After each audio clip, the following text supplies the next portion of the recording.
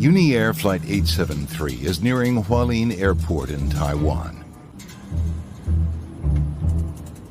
The crew prepares to land right on schedule.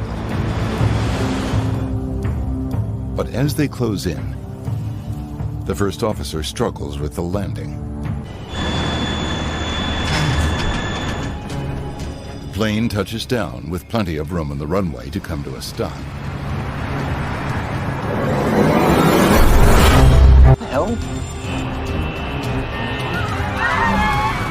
A fire erupts immediately and spreads quickly. As the plane slows,